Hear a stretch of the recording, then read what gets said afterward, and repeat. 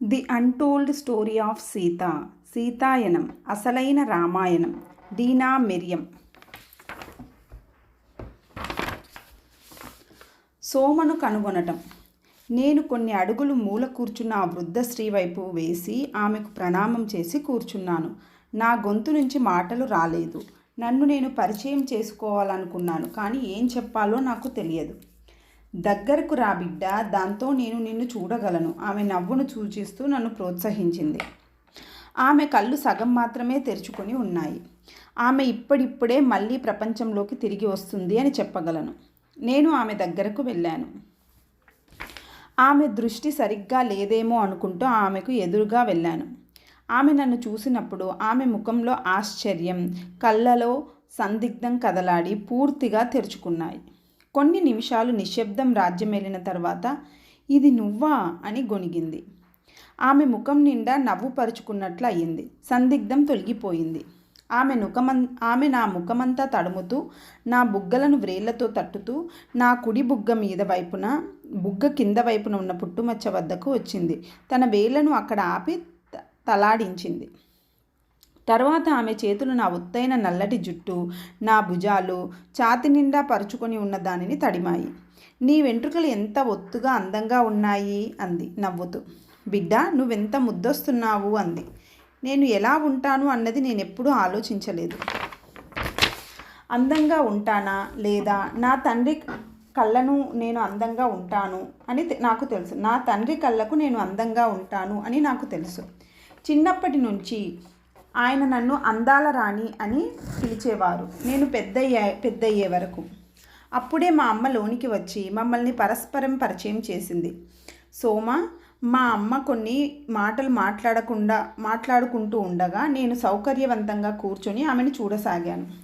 సోమకు వయసు మళ్ళింది. ఆమె వెంట్రుకలు పల్చబడి ముడి వదులై భుజాల మీదకు జారుతూ ఉన్నాయి.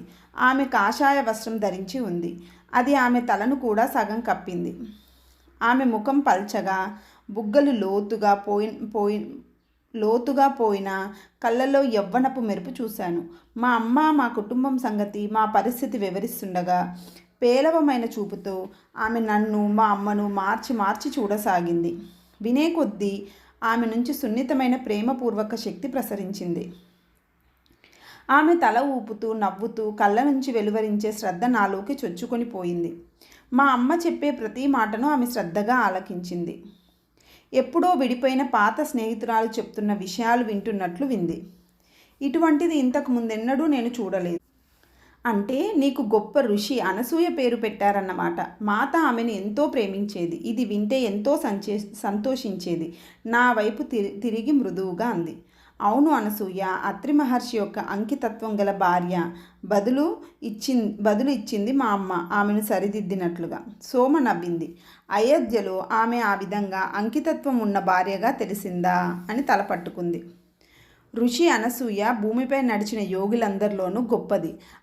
అతి తక్కువ మంది ఋషులు చేయగలిగిన తపస్సును ఆమె చేసి 3 దేవతల మెప్పును పొందింది. ఆమె తపస్సు ద్వారా ఈ భూమి మీద తర్వాత తరాల కోసం రూపుదిద్దుకొని అనేక విషయాలను సృష్టించడంలో తోడ్పడింది. ఆమెకు ఒకానొక తల్లికి ఉండే హృదయం, ఒకానొక జ్ఞానికి ఉండే వివేకం రెండూ ఉన్నాయి. ఆమె ప్రేమ వివేకాలను పరిపూర్ణ సమత్వంతో నిలిపి ఉండగలిగేది. అందుకే లంకలో జరగబోయేదానికి మాత సంసిద్ధం అవుతున్నప్పుడు ఆమెకు తోడ్పడగలిగింది. లంక మాట చెప్పగానే నా హృదయంలో బాధ చెలరేగి నేను నా ఉద్వేగాలు అతి కష్టం మీద నిలుపుకున్నాను. మా కుమార్తె దగ్గర అత్యంత సున్నితమైన విషయం లేవనెత్తారు. ఆమె మహారాణిని అపహరించటం అన్న విషయాన్ని ఒప్పుకోవటం లేదు, నిరాకరిస్తుంది. అంతకుముందు సోమ మా అమ్మతో మాట్లాడుతూ ఉంది, కానీ ఇప్పుడు నా వైపు తిరిగి నన్ను పరిశోధిస్తున్నట్లు చూడసాగింది. కొన్ని నిమిషాల పాటు ఆమె ఏమీ మాట్లాడలేదు. ఆ తర్వాత నేను అర్థం చేసుకోగలను. ఆమె ఆ విధంగా భావించటం ఆమెకు పూర్తిగా సహజమైనదే. బహుశా ఆమె నిజమైన కథ విని ఉండకపోవచ్చు అని నా వైపు తిరిగి, అపహరణ సంభవించి ఉండకపోవచ్చునేమోనని నువ్వు ఎందుకు అనుకుంటున్నావు, నాకు చెప్పు అంది. నేను మాటల కోసం తడుముకున్నాను, కానీ సమాధానం చెప్పలేకపోయాను. ఆమె నన్ను ప్రోత్సహిస్తూ, చెప్పు, నీకేమనిపించింది అంది. ఈ భావాలు నాలో ఎందుకు ఉన్నాయో నాకే తెలియదు. నేను నసిగాను. కానీ నాకు నా అంతరాంతరాలలో నాకు తెలుసునని, ఆమె ఇచ్చా అనుమతి లేకుండా ఏదైనా సంభవించటం అసాధ్యమని నాకు తెలుసు. ఆమె నిస్సహాయురాలు కాదు. తనను తాను రక్షించుకోగలిగిన వనరులు అన్నీ ఉన్నాయి. నాకు ఈ విధంగానే అనిపిస్తుంది. బాల్యం నుంచి కూడా అలాగే అనిపించేది. నేను గొణుక్కున్నాను. నువ్వు చెప్పింది సంపూర్ణంగా సత్యం బిడ్డా, ఆమె చిరునవ్వుతో బదులిచ్చింది. మాత ఇచ్చా ప్రకారమే రావణుడు ఆమెను అపహరించాడు. తమలో ఎవరో ఒకరు ఆ రాక్షస రాజ్యంలోకి ప్రవేశించవలసి ఉందని ఆమెకు తెలుసు కనుకనే తనే ఆ బాధ్యతను స్వీకరించి ఆ విధంగా ప్రవేశించింది. అయితే ఈ కథ ఇంకా చాలా ఉంది, ఎంతో చెప్పాలి. కానీ ఈ రోజులలో చాలా కొద్ది మంది మాత్రమే దాని పట్ల ఆసక్తి చూపుతారు. ప్రజలకు రాజ్యం యొక్క అభివృద్ధి, సంపదల గురించి వినడం ఇష్టం. అంతేగాని వారికి మనకు ఆ ప్రయోజనాలు చేకూరడం కోసం మాత చేసిన త్యాగం గురించి వినడం పట్ల ఆసక్తి ఉండదు. దయచేసి మాకు చెప్పండి, నేను సత్యం తెలుసుకోవాలి అని నేను అభ్యర్థించాను. సోమ నవ్వి, ఓర్పు పట్టు బిడ్డ, ముందు నేను నీకు ఏమైనా తినిపించాలి, లేకపోతే మాత సంతోషించదు. మీరు ఇబ్బంది పడకండి, మేము ఆశ్రమంలో భోజనం చేసే వచ్చాము అని అమ్మ నొక్కి చెప్పింది. వారు ఆశ్రమంలో ఏం పెడతారో నాకు తెలుసు అని ఆమె నవ్వుతూ కొనసాగించింది. నేను కొంత ఆహారం, సేద తీర్చే పానీయం, వేసవిలో చల్లదనాన్ని ఇచ్చేది ఇస్తాను. కొంచెం సేపట్లో ఎండ తీవ్రత కాబోతుంది. అదేమీ కష్టం కాదు. నా ద్వారా మాత మీకు అందిస్తుంది. ఆమెను మీరు తిరస్కరించకూడదు. మా అమ్మ గబగబా లేచి వద్దు అని చెప్పబోయింది.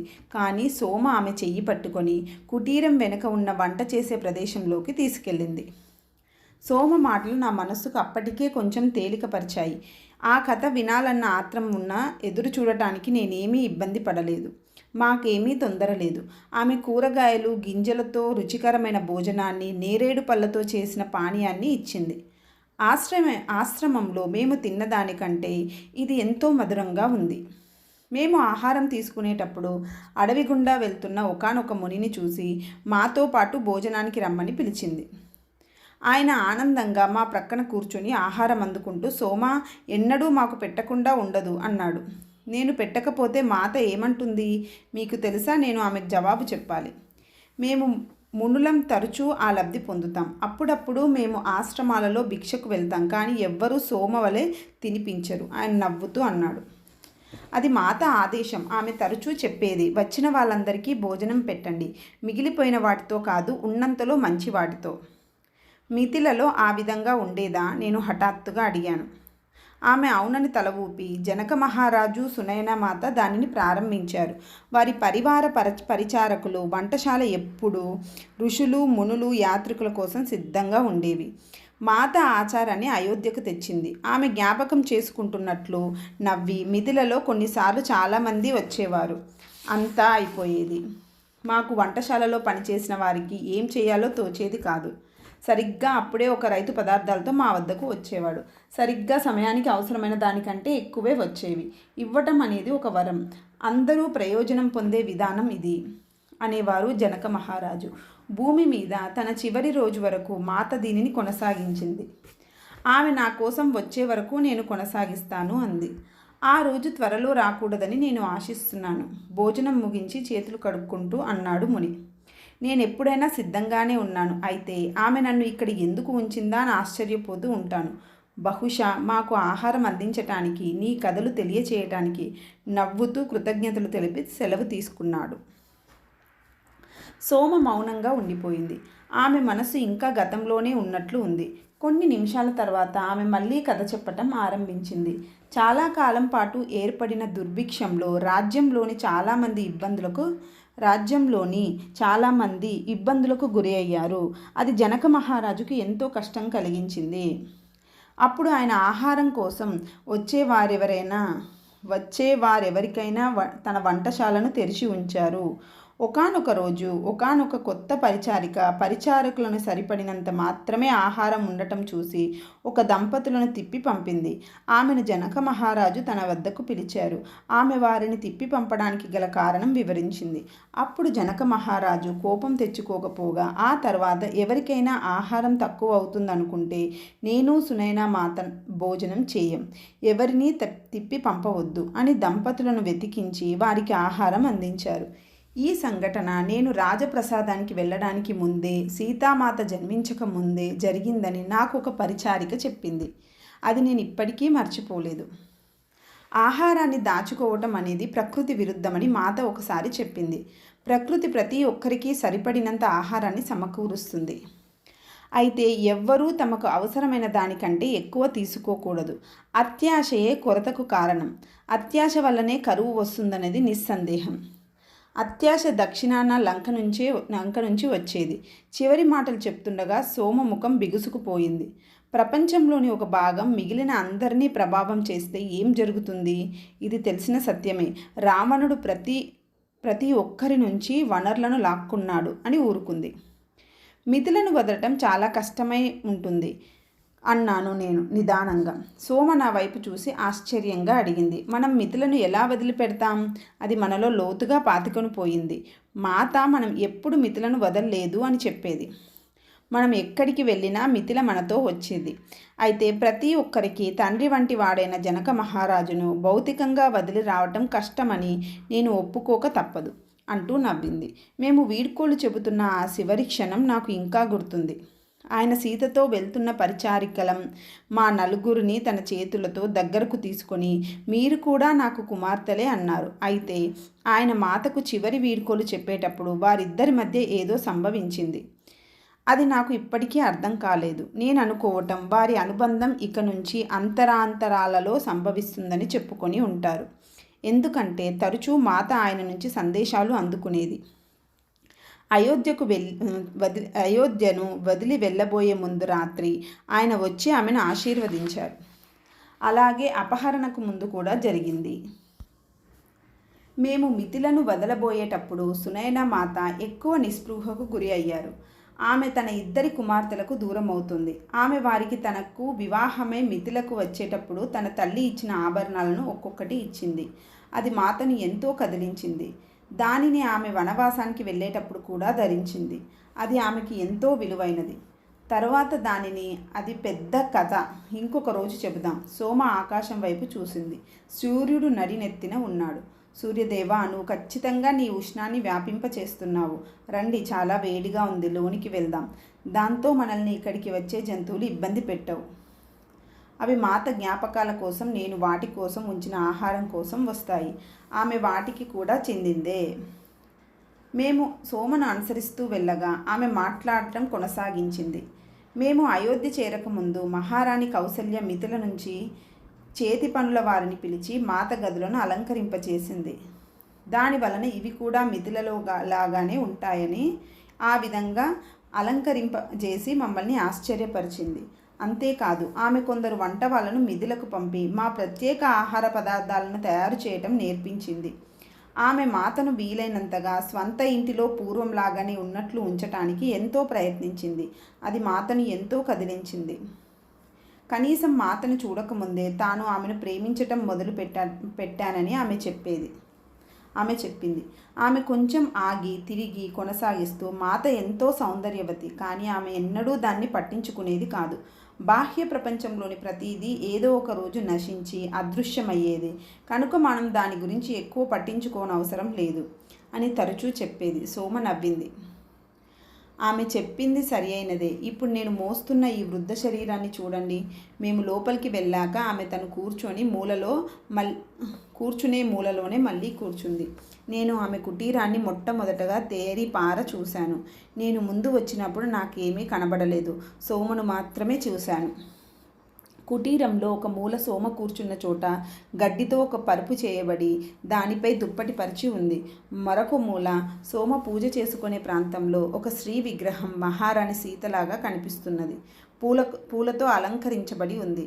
చాలా రకాల పువ్వులు, అడవి నుంచి సేకరించి తెచ్చిన ఆకులు, రాళ్ల వంటి వాటితో పూజ చేసే చోటు అందంగా అలంకరించబడి ఉంది. మా అమ్మ మేము ఎక్కడ కూర్చోవాలో అని గది చుట్టూ చూస్తూ ఉండగా సోమ 2 దిళ్ళు తెచ్చి ఆమె దగ్గరగా ఉంచింది. ఒక నేత తివాచి నేలంతా పరిచి ఉంది. పూజ స్థలం పక్కన అనేక నేత దిండ్లు అతిథుల కోసం అన్నట్లుగా పెట్టబడి ఉన్నాయి. మీరు అలసిపోయి ఉంటారు, మా అమ్మ అంది. ఈ ఆహారం తయారు చేయడానికి తినడానికి చాలా సమయం పట్టడం వలన మేము ఆమెకు అలసట కలిగించామేమోనని మా అమ్మ, మేము త్వరలోనే తిరిగి వెళ్తాము, మీరు విశ్రాంతి తీసుకోండి అంది. నాకు విశ్రాంతి అవసరం లేదు, ఆమె తల అడ్డంగా ఊపుతూ అంది. నీకు ఉన్న ప్రశ్నలకు నేను సమాధానం చెబుతాను, రా నా పక్కన వచ్చి కూర్చో. ఆమె కొంచెం సేపు కళ్ళు మూసుకొని మౌనంగా ఉండిపోయింది. తర్వాత కళ్ళు మూసుకొని మాట్లాడటం మొదలుపెట్టింది.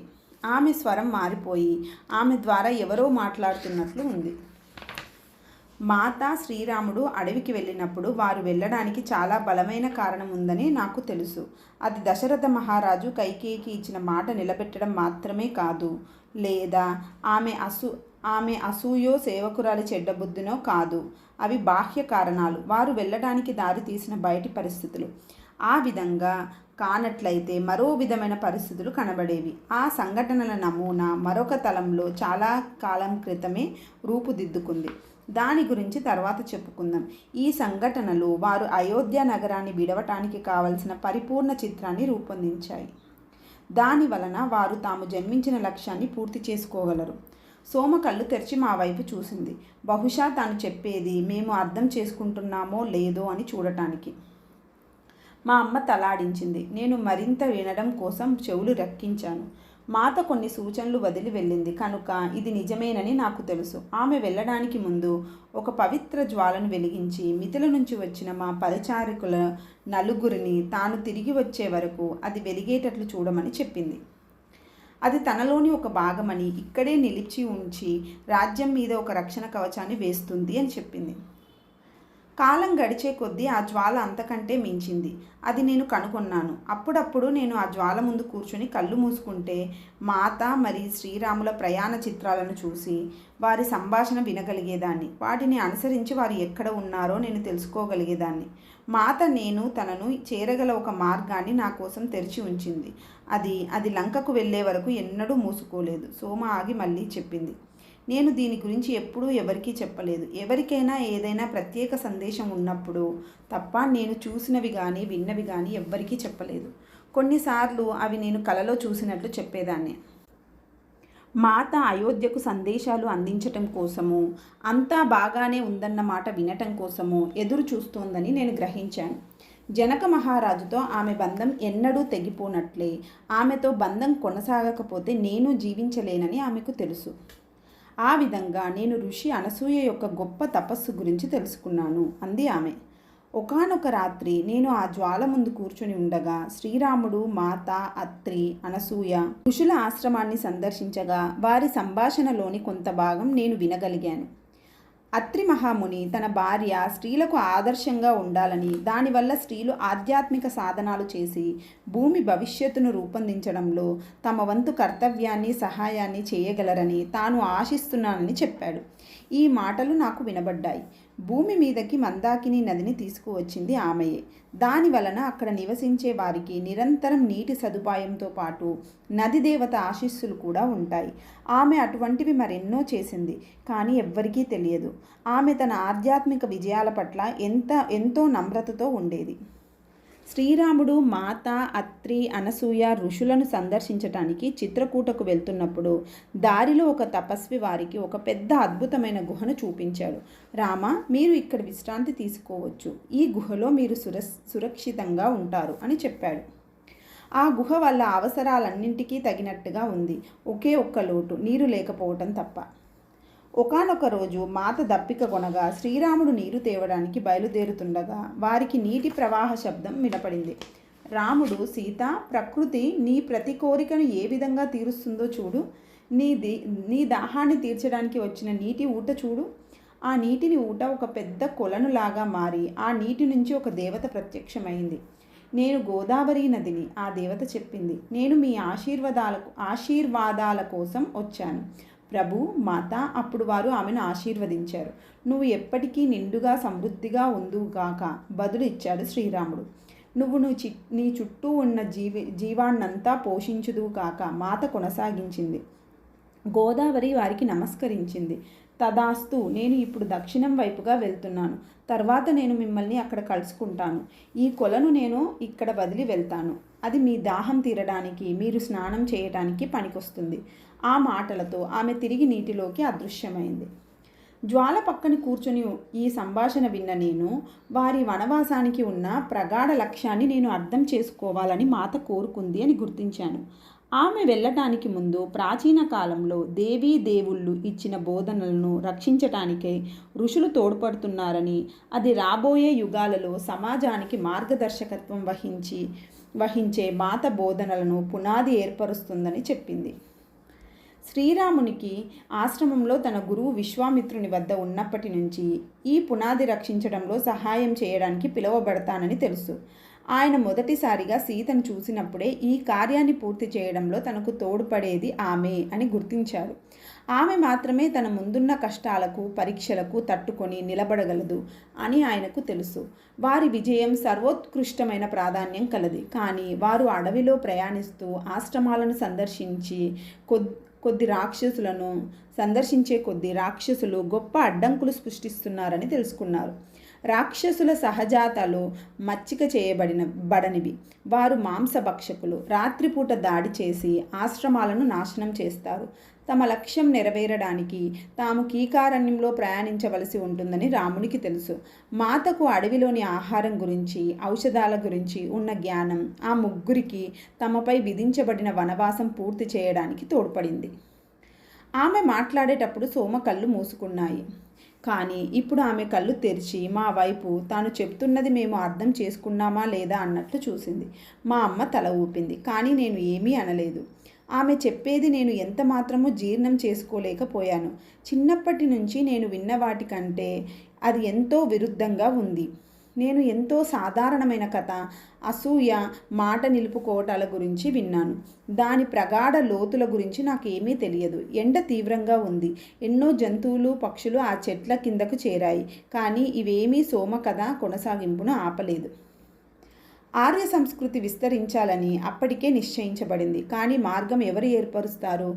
దానికి కేవలం రాక్షసులు నివసిస్తున్న అరణ్యాలను తీసివేయటమే కాక ఆ క్రూర మానవ భక్షకులను నిర్జించి అటవికులకు వ్యవసాయం కూడా నేర్పించాలి. అడవులలో నుంచి వస్తున్న ఆహారం తగ్గిపోవటంతో జీవితం కొనసాగటానికి వ్యవసాయం తప్పనిసరి.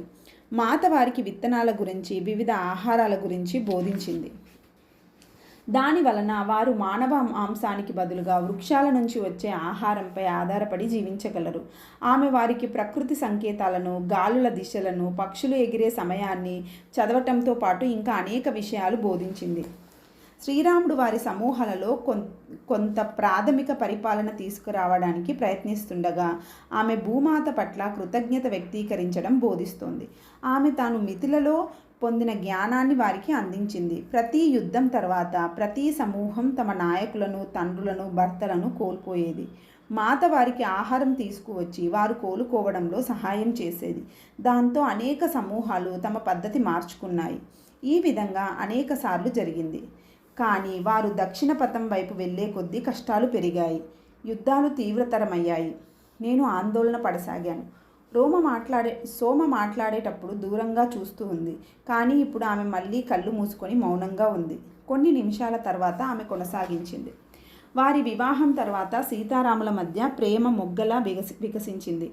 వారు ఉన్న పరిసరాలకే ఒక ప్రత్యేక సౌందర్యం ఉండి వారి సమక్షంలో ఉన్న ప్రతి ఒక్కరూ వారి మధ్య ఉన్న ప్రగాఢ అన్యోన్యతను అనుభూతి చెందగలిగేవారు. అది అందరినీ చుట్టుముట్టి పరివార కృత్యాలలోని వాళ్ళం, నగరంలోని వాళ్ళు అందరము ఈ ప్రేమ వలయంలో భాగంగా ఉండేవాళ్ళం. అది ఎంతో వ్యక్తిగతంగా మాలో ప్రతి ఒక్కరం ఒక ప్రత్యేక ప్రేమ సహచరుని కలిగినట్లు ఉండేది. అది ఎంతో ఉల్లాసకాలం. అందుకే చిట్ట చివరకు కౌసల్య మహారాణి కూడా సీతారాముణ్ణి చూసి విడదీయకూడదని రామునితో సీతను కూడా వనవాసం చేయడానికి ఒప్పుకుంది. వారికి మాత యొక్క నిజమైన లక్ష్యం కానీ ఆమె శక్తి సామర్థ్యాలు కానీ తెలియవు. కానీ సీతారాములు ఒకరినొకరు సంపూర్ణం గావించుకోవటం మాత్రం వారికి తెలుసు. వారు అరణ్యాల గుండా ప్రయాణించేటప్పుడు వారి ప్రేమ ప్రగాఢమై నూతన ఐక్యత స్థాయిలను చేరడం నేను చూడగలిగాను. మిథిలలో మాత నేర్పించిన పంచుకోవటం అనే నియమం ఆమె ప్రకృతిలో ఒక భాగం. ఆమె వేరే విధంగా చేయలేదు. అందుకే ఆమె అవసరం ఉన్న వారందరికీ ఆహారం అందించేది. తమ దగ్గర కొంచెం ఉన్నప్పటికీ వారికి పెట్టేది. కొన్నిసార్లు చాలినంత లేకపోతే తాను తినకుండా ఉండేది. ఒకానొక రోజు శ్రీరాముడు అది గుర్తించి ఆమె ఆహారం ఎందుకు తీసుకోలేదని అడిగాడు. ఆమె ఏమీ మాట్లాడలేదు. అతను తన ఆహారాన్ని తీసుకోమని బలవంత పెట్టాడు. కానీ ఆమె నిరాకరించింది. మీరు తింటే నా కడుపు నిండుతుంది అని చెప్పింది. నా విషయం అంతే, నువ్వు తింటే నా కడుపు నిండినట్లే సీత, రాముడు బదులిచ్చాడు. ఇదే విధంగా చాలాసార్లు జరిగింది. ఆమె యుద్ధం వస్తే అతనికి తగినంత బలం అవసరమని చెప్పింది. అతను ఆమె తినకపోతే తనకు శక్తి ఉండదని అన్నాడు. అతని శక్తి అంతా ఆమెనని చెప్పాడు.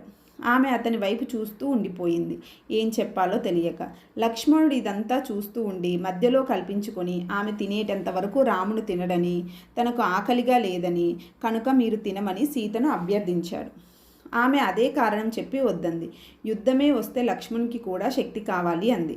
చివరగా శ్రీరాముడు తన దానిలో సగం తింటావా అని అడగగా పరిస్థితిని గమనించి సీత ఒప్పుకుంది. అప్పుడు లక్ష్మణుడు తన వంతు భోజనం కూడా తీసుకోమని పదే పదే చెప్పగా ఆమె నవ్వి వాళ్ళు తన కోసం పంచినదంతా తాను తినలేనని చెప్పింది. వాళ్ళ ముగ్గురి మధ్య ఆ విధమైన ప్రేమ ఉండేది. ఈ విధమైన సందర్భాలు అనేక విధాలుగా అనేకసార్లు సంభవించాయి. శ్రీరాముని శరీరానికి చిన్న గాయమైన ఆమె బాధతో విలవిలలాడేది. ఆయన కూడా అంతే. ప్రయాణం మధ్యలో మాత అనేకసార్లు అనారోగ్యానికి గురయ్యేది. మొదటిసారి ఆమె దానిని దాచి ఉంచాలని ప్రయత్నించింది. కానీ శ్రీరాముని నుంచి ఏదైనా దాయటం అసాధ్యం. ఆయన ఆమెను పనులన్నీ కట్టిపెట్టి పడుకొని ఉండమని ఆదేశించాడు. మాత ఆయనకు ఏ ఔషధ ముక్కలు తేవాలో, మందుని ఎలా తయారు చేయాలో చెప్పింది. ఆయన రాత్రి పగలు ఆమె పక్కనే మందు వేస్తూ ఒళ్ళు తడుస్తూ కూర్చొని ఉన్నాడు. ఆయనకు కూడా ఒళ్ళు నొప్పులు వచ్చి అనారోగ్యానికి గురైన ఆమెతో చెప్పలేదు. ఒకానొక సందర్భంలో ఆయనకు ఒక గ్రామంలో ఒక అవసరం వచ్చింది. ఆమె అనారోగ్యంగా ఉండటంతో వదిలి వెళ్ళలేదు. ఆమె వెళ్ళమని చెప్పినా ఆయన కాదన్నాడు. ఆ రాత్రంతా ఆమె అనారోగ్యంతో పోరాడింది. దానితో ఆయన ఉదయమే వెళ్ళవచ్చని, అయితే మాత ఇచ్చ అసాధారణమైనది. ఆమె కొన్ని గంటల వ్యవధిలోనే కోలుకుంది. అరణ్యంలో ప్రయాణం వారి మధ్య ఐక్యతను పెంచింది. అది వారి ముందున్న జీవితంలో క్లిష్టతకే దారితీస్తుంది. వారు పరస్పరం భావాలు, ఉద్వేగాలను తెలుసుకోవటం సాధన చేశారు. వారిద్దరినీ కాంతి దారాలు బంధిస్తున్నాయని మాత ఒకసారి చెప్పింది. ఆ ఫిలమెంట్ల వల్లనే తమ ఆలోచనలు పరస్పరం ప్రసారం అవుతున్నాయని చెప్పింది. వారు ఒకే ఆభరణపు భిన్న కిరణాల వంటి వారు. వేర్పాటు అన్న మాటే లేదు అపహరణకు గురి అయ్యే వరకు. అయితే అది కూడా వికాసంలోని అనివార్య భాగమే. సోమ ఇక్కడ ఆగి మౌనంలోకి వెళ్ళింది. ఆమె కళ్ళు మెల్లగా మూసుకుపోయాయి.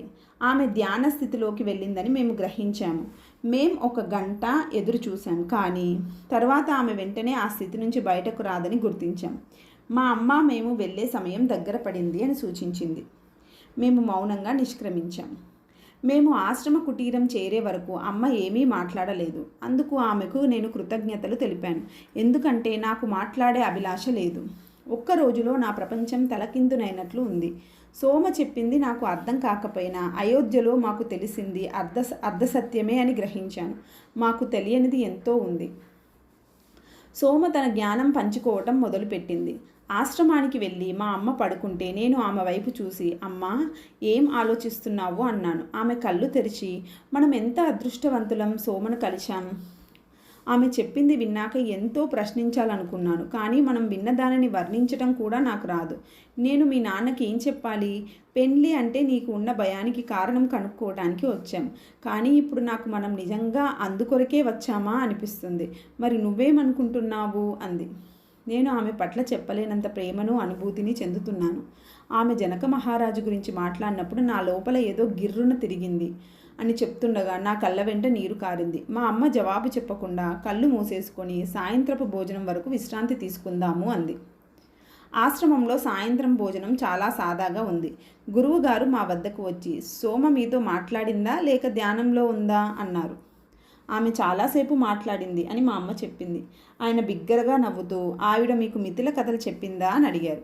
మా అమ్మ అవునని తల ఊపగా ఆయన నా వైపు తిరిగి, వాటిలో ఒకటి ఆశ్రమవాసులకు చెప్తావా అని అడిగారు. వారికి తరచూ సోమ కలుసుకునే అవకాశం ఉండదు. వారు ఇక్కడ ఏదో ఒక పనిలో నిమగ్నమై ఉంటారు అన్నారు. నేను కరువు కాలంలో మహారాజు పరివార కృత్యాల వారి కోసం ఉంచిన ఆహారం పంచటం గురించి అత్యాశ వల్లనే కొరత వస్తుంది అని ఆయన చెప్పిన విషయాన్ని నేను విన్నది చెప్పాను. ఆయన చెప్పింది సత్యం నిర్ధారించారు ఋషి. అధిక సంపద పేదరికానికి దారితీస్తుంది. అది ప్రకృతి వనరులను నిరోధిస్తుంది. ఒక చోట అధికగా కూడబెట్టబడితే మరొక చోట కొరత ఏర్పడుతుంది.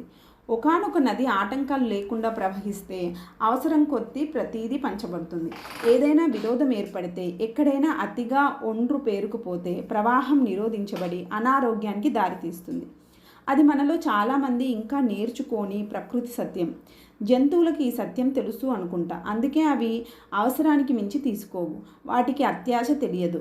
మనం మనుష్యులం మాత్రమే ఈ ప్రమాదకర లక్షణాన్ని ప్రదర్శిస్తాము. జనక మహారాజు చాలా వివేకవంతుడు. ఆయన ప్రకృతి నియమాలను చక్కగా అర్థం చేసుకొని తన సామ్రాజ్యాన్ని ఆ నియమాల ఆధారంగా నిర్మించాడు. ఆయన శక్తి కంటే జ్ఞానానికి విలువ ఇచ్చాడు. సంవత్సరాలు గడిచే కొద్దీ ఆయన రాజ్యం బలహీనపడటాన్ని మనం చూస్తాం. ఎందుకంటే భవిష్యత్తులో జ్ఞానం అన్నది అత్యంత విలువైన అంశం కాదు, శక్తియే విలువైనది. సీత మనకు బోధించిన ముఖ్య విషయాల్లో ఒకటి ప్రకృతి నియమాలు తెలుసుకొని వాటికి అనుగుణంగా జీవించమని. అందుకే ఆమె తన కుమారులను ఇక్కడ పెంచింది. దాని వలన వారు ఈ జ్ఞానం పొందగలరు అన్న భావంతో. వారు రాజమందిరంలో అన్ని సౌకర్యాల మధ్య ఉండటం కంటే ఇక్కడ పెరగటాన్ని ఎంపిక చేసుకుంది. తన తండ్రి ఏర్పరిచిన దారిలో నడవటం ఆమెకు తెలుసు.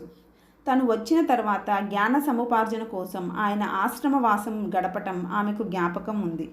ఆశ్రమంలోని వారందరూ శ్రద్ధగా వింటున్నారు. వారిలో ఒకరు అయితే అది ఎంపికేనా అని అడిగారు. గురువు నవ్వారు. సీతాదేవి జీవితంలో సంభవించిన ప్రతిదీ ఆమె ఎంపిక ప్రకారమే.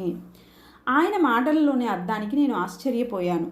ఈ మొత్తం ప్రాంతంలో అయోధ్య శక్తికి కేంద్రం, పెంపొందుతున్న శక్తి కేంద్రం. కానీ మేము జ్ఞానవంతులం కామా? జ్ఞానాన్ని గౌరవించమా? ఆయన చెప్పే ఈ జ్ఞానం ఏమిటి? ఆయనను అడగటానికి నా పిరికితనం అడ్డం వచ్చింది. కానీ వెళ్ళేలోపు ఈ ప్రశ్నలు సోమను అడగాలని నిశ్చయించుకున్నాము.